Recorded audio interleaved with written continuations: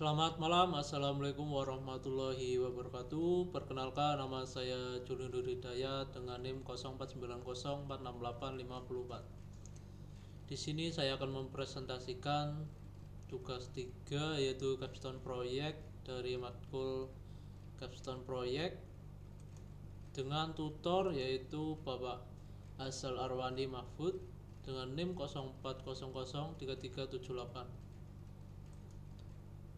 Berikut instruksi pengumpulan tugas 3 dan presentasinya adalah laporan akhir dan semua luaran pendukung, yaitu ada video, poster, dan PowerPoint, harus diunggah dalam format yang sesuai dengan platform e-learning. Dan pengumpulan tugas ini harus disesuaikan dengan jadwal yang ditentukan oleh e-learning. Jadwal pelaksanaan presentasi disepakati antara tutor dan mahasiswa. Berikut sistematika untuk laporan akhir capstone project. Ada pendahuluan. Di sini ada latar belakangnya, lalu tujuan, ruang lingkupnya, jadwal kegiatan, dan tinjauan pustakanya. Lalu ada metodologi dan hasil pembahasan, lalu ada kesimpulan dan rekomendasi, dan ada lampirannya. Di sini saya sudah membuat PowerPoint. Ya, capstone project dengan kelompok C karena teman-teman yang lain tidak aktif dari awal sesi. Untuk kelompok C, begini bentuk capstone project saya. Capstone project saya adalah pengembangan kreativitas siswa tunarungu melalui proyek desain komunikasi visual di SLB Negeri Purbalingga. Kebetulan saya di sini sebagai karyawan, jadi saya observasi murid-murid saya sendiri dan teman-teman guru yang ada di sini. Ya, latar belakangnya yaitu siswa tunarungu butuh pendekatan visual. Karena susah dalam berkomunikasi sehingga kita juga harus menyesuaikan dengan anak tersebut, yaitu menggunakan media visual, ada video, lalu contoh-contoh gambar, dan menggunakan bahasa isyarat. Lalu DKF itu cocok karena memanfaatkan kekuatan visual siswa. Jadi visual itu yang tunarungu adalah hambatan berbicara. Jadi mau nggak mau harus menggunakan visual tersebut. Dan poster edukatif sebagai media pembelajaran. Ya, karena anak-anak berkebutuhan khusus itu harus belajar dengan semangat seperti anak-anak yang lain pada umumnya. Dan di sini pembelajarannya itu sedikit berbeda. Kita tunjukkan poster edukatif supaya anak-anak tersebut itu paham, karena komunikasi itu susah juga. Jadi kita harus mengikuti siswa, yaitu ada poster, ada bahasa isyarat, ada video. Lalu tidak ada modul untuk DKF dalam khusus tunarungu di sekolah ini. Biasanya itu modulnya hanya di kampus-kampus yang anak-anak tersebut bisa melanjutkan pendidikannya. Dan proyek ini saya fokuskan kepada poster untuk anak-anak biar mereka paham. Lalu ada tujuan dari proyek tersebut. Tujuannya adalah mengidentifikasi potensi siswa dalam desain komunikasi visual. Ya, anak-anak tersebut kita harus gali potensinya melalui desain komunikasi visual, dan di situ harus kreativitas anak tersebut muncul. Ya, ini dia mengembangkan kreativitas melalui proyek poster tersebut. Jadi kita akan gali terus dalam situasi vokasional, pembelajaran, desain komunikasi visual dengan menyediakan media ekspresi visual. Ekspresi tersebut itu dari siswa sendiri dengan kreativitasnya sendiri yang harus dikembangkan menggunakan proyek poster dengan desain komunikasi visual. Kita harus mendukung partisipasi aktif siswa dalam mengerjakan proyek tersebut. Ruang lingkupnya adalah yaitu siswa tunarungu SMP atau SMA di SLB Negeri Purbalingga, dan fokusnya pada poster. Lalu lokasinya yaitu di sini di kelas vokasional di ruang komputer. Biasanya pelajaran dimulai itu sekitar jam 10 atau sehabis istirahat sampai setelah sholat zuhur. Kemungkinan setengah 2 sudah selesai semuanya untuk kelas vokasional di ruang komputer ini. Dan materinya itu ada poster edukatif berbasis visual. Jadi kita harus mencari materi tersebut dari media visual yang ada di internet. Di Google ada, di YouTube pun juga ada, dan durasinya itu 1 bulan untuk observasi tersebut. Lalu metodologinya saya menggunakan metode kualitatif deskriptif dan model waterfall. Tahapannya yaitu ada analisis kebutuhan.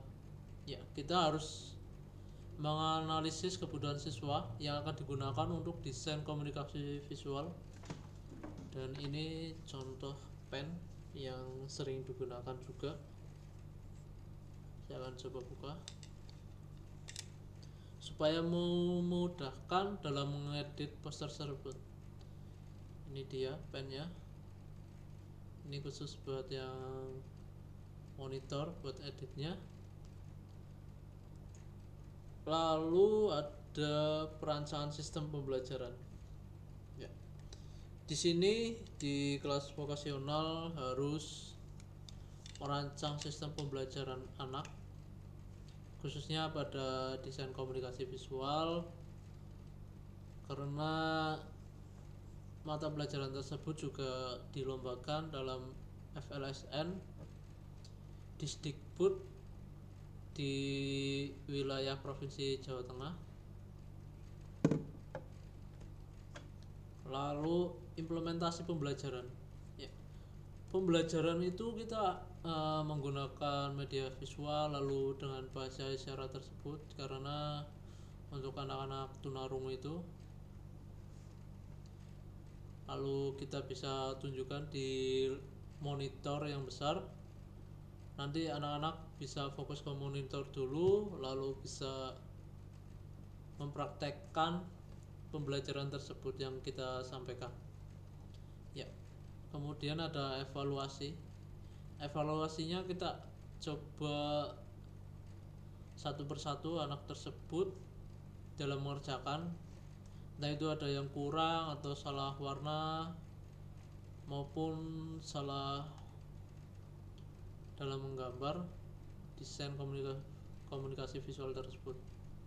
Setelah kita evaluasi dan hasilnya bagus, kita bisa publikasikan melalui seragam sekolah sini, yaitu SLB Negeri Purbalingga, dan refleksi kegiatan tersebut. Ya. Publikasi tersebut juga kita lombakan di tingkat FLSN di wilayah Provinsi Jawa Tengah melalui Dinas Pendidikan dan Kebudayaan berkebutuhan khusus.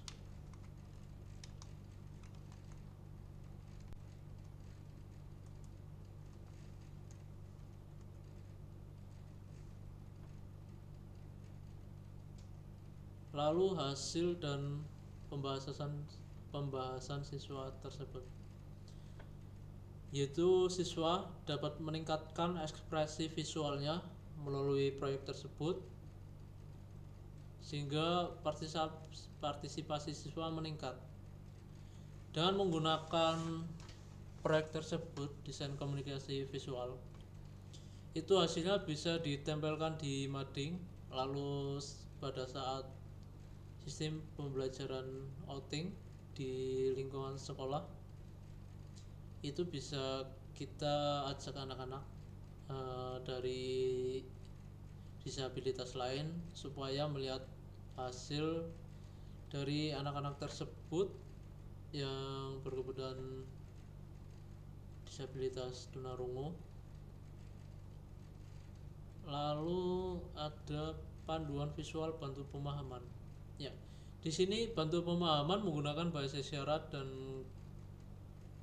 video visual yang ada di YouTube, itu supaya menambah pembelajaran tersebut, karena belum tentu dari bahasa isyarat tersebut anak-anak juga paham ke kita. Jadi kita harus mencontohkan terlebih dahulu. Lalu dalam proyeknya juga kita harus tampilkan juga di depan monitor dari awal proses pembuatan sampai proses selesai. Ya, di sini poster tersebut mencerminkan tema dan kreativitas siswa. Dari kreativitasnya tersebut, kita harus mengacu tema yang kita ambil itu apa. Bisa saja kita mengambil tema yang untuk lomba FLSN, dan di situ misal ada contoh kearifan lokal, lalu ada di sistem bidang olahraga, lalu ada makanan tradisional, ada juga yang disabilitas juga. Dan pendekatan proyek tersebut itu efektif dalam jangka pendek maupun jangka panjang. Jangka pendeknya kita bisa mengikuti lomba, yaitu di tingkat provinsi maupun nasional dengan FLSN, dan itu biasanya dilombakan dulu tingkat cabang dinas. Kalau sudah lolos, kita naik tahap ke provinsi, dan di provinsi juara 1 kita juga naik tahap lagi nanti ke nasional. Dan di nasional tersebut dari seluruh Indonesia itu mengikuti semua proyek tersebut. Dan apabila kita menang di tingkat nasional, itu ada prospeknya jangka panjang. Yaitu bisa kita daftar anak tersebut ke jenjang berikutnya, yaitu di kuliah di kampus-kampus yang membutuhkan siswa disabilitas. Oke.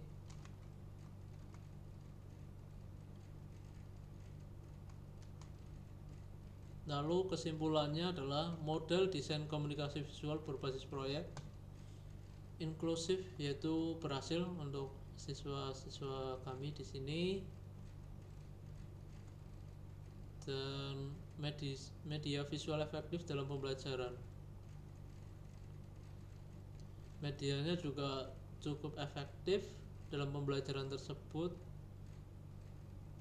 dan rekomendasinya itu bisa diterapkan di sekolah luar biasa lain yang ada di tingkat cabang dinas maupun provinsi dan nasional.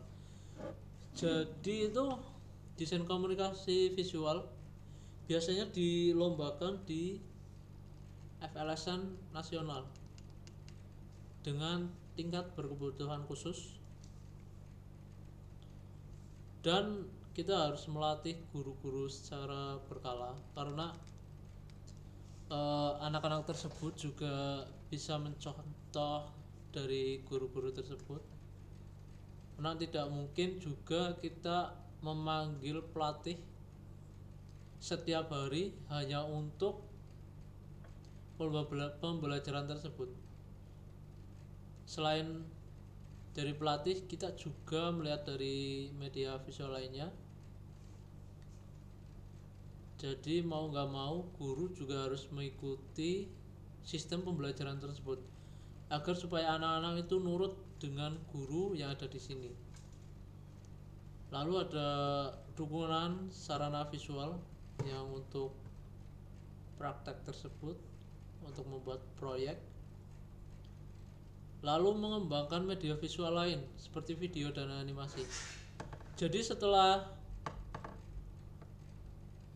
proyek tersebut jadi, kita bisa membuat video dan animasi tersebut, kita contohkan juga bisa. Dan biasanya kalau sudah lomba FLSN kita lolos ke tingkat nasional, kita harus mengirimkan video pembelajaran tersebut, video praktek proyek tersebut. Dan akhir kata ini sudah selesai. Terima kasih, selamat malam. Assalamualaikum warahmatullahi wabarakatuh.